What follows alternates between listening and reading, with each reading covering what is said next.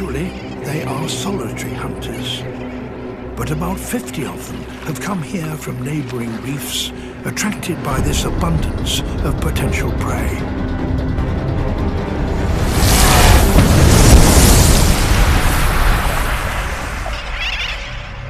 The fledglings stay out of the water if they can. They even drink on the wing.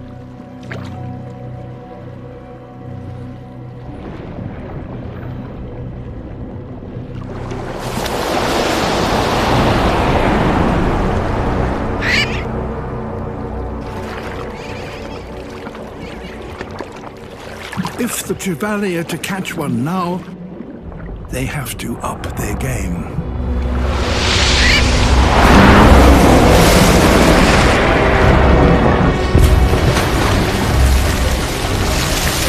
So there is a fish here that, amazingly, has a brain capable of calculating the airspeed, altitude, and trajectory of a bird.